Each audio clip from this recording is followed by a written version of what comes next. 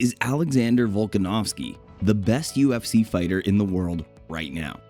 That's the question fans and pundits are asking after the Australian defended his featherweight title with a dominant stoppage over Jung Chan-Sung, aka the Korean Zombie. Volkanovski put on an absolute clinic as he showcased his all-around fighting skills, pummeling Zombie with a barrage of leg kicks and jabs to the face and body. He took Zombie down late in the third round and hammered him with some ground and pound, leaving his face bloodied. Referee Herb Dean stopped the fight early in the fourth round when Zombie was dazed by a brutal jab and was wobbly on his feet. Volkanovski won the fight via technical knockout, with all three judges scoring the bout 30-26 in his favor. It was a demolition job by a man at the peak of his prowess, and the UFC world was quick to have the highest of praise on Volkanovski. Let's take a look at some of the reactions from the MMA world after the champion's performance. His speed is better than we've ever seen it, I believe. Joe Rogan said at one point of the fight, his ability to keep a tremendous pace, the footwork, the pace, and the speed is better than we've ever seen before, and he was already one of the best champions in the game. You put on a clinic tonight. I mean, it was, in my opinion, your finest performance inside the octagon. Your movement, your speed, everything was on another level. Francis Ngannou wrote, Volkanovski is an absolute savage, hashtag UFC 273. Matt Perino wrote, Volkanovski might be as close to unbeatable as there is. Wow. The ultra-impressive victory prompted many UFC fans to declare Volkanovski is the best pound-for-pound fighter across all divisions. He is currently ranked number 3 in the UFC's official rankings, behind welterweight champion Kamaru Usman and middleweight champion Israel Adesanya. Volkanovski's latest showing proved to the masses and the powers that need to put some respect on his name. MMA junkies Danny Segura tweeted, Alexander Volkanovski is as good as you can possibly be in modern MMA. He needs to be talked about more in regards to being the pound-for-pound best. Phenomenal talent, just a flawless win. MMA host Ben Keeley agreed with this. I think Volkanovski is the best MMA fighter on planet Earth right now. Journalist Marcel Dorff said, Volkanovski should be at least number 2, P4P, at number 1 would also be possible. Combat sports writer Daniel Yanofsky added, Volkanovski is a warrior savage. Volkanovski has made it abundantly clear he wants to fight anyone and everyone willing to challenge him for the featherweight belt. But such is his dominance of the featherweight division, a blockbuster trilogy fight with Max Holloway looms as his next genuine challenge. Volkanovski won their 2 previous meetings and was meant to take on Holloway earlier this year, but the American withdrew from the fight with an undisclosed injury. A clash with Holloway on Australian soil would be a fitting way to close the chapter on his long-running rivalry with his closest rival. MMA reporter Aaron Bronstetter said on Twitter, the talent discrepancy at the top of the featherweight division between Volkanovski and Holloway and everyone else seems like a chasm. NBA Sports' Phil Murphy added, masterful from Volkanovski. He's still getting better. Volk Holloway 3, main event in Australia, must be. What did you make of Volkanovski's performance? Who do you think he should face next? Drop your thoughts on the featherweight division in the comment section down below. Joan reveals loneliness. It's been a rough week for Jon Jones. The Las Vegas Police Department released body cam footage of his September arrest for misdemeanor domestic battery, showing the former UFC champion in an unflattering light, to say the least. A day later, he went on to announce on social media that his longtime relationship with his fiancée had ended. Humiliate me my whole life. You f***ing nerd. I hate you. I hate you. I hate you. I hate you. You nerd. I hate you so much. Say your name publicly. Say it. Garrett what? John.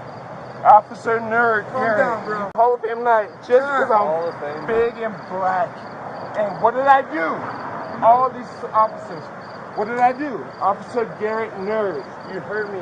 I'm a Hall of Fame night. I came from my Hall of Fame ceremony, and I'm black, and I have my friends, and I did nothing to you. Go hang me, hurt me, and kill me. What did I do? Thank you. I'm a Hall. A black man can't drink. Getting elected into the Hall of Fame, and now this is what I got. Do you? Following the UFC 266 ceremonial weigh-ins, UFC President Dana White addressed Jones's arrest. which took place hours after he was inducted into the UFC Hall of Fame. Obviously, we'll see how this plays out legally for him and where this ends up going.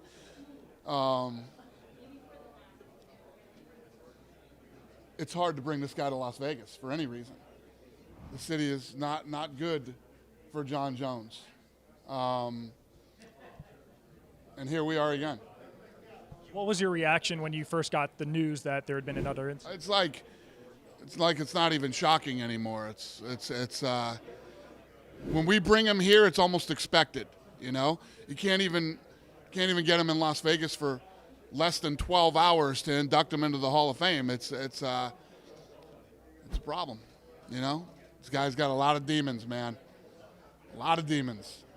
As he always does, Bones took to Twitter to express his reactions to the recent Life episodes. First, he went on to address the now viral video of his arrest, where he was heard referring to his arresting officers as nerds and was seen headbutting the police car. Jones wrote, "LOL, I was hoping that video got lost in some file somewhere." At least based on these tweets and his response, the 34-year-old seems to be taking things quite well. A fan then asked him about his current state of emotions, and Jones gave a straight response. "I can deal with embarrassment. It's the loneliness that gets me, taking one thing at a time." As far as his career goes, Jones says his story is far from over. He also expects another world title in the future.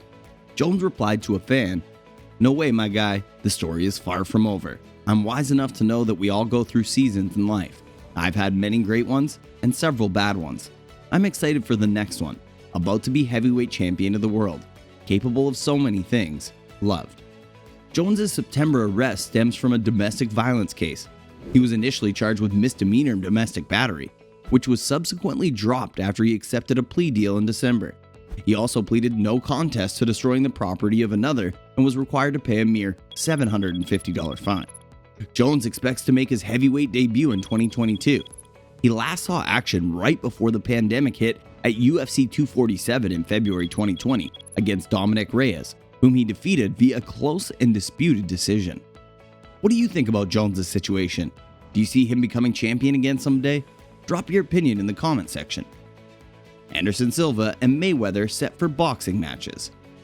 Anderson Silva has his next big boxing match booked.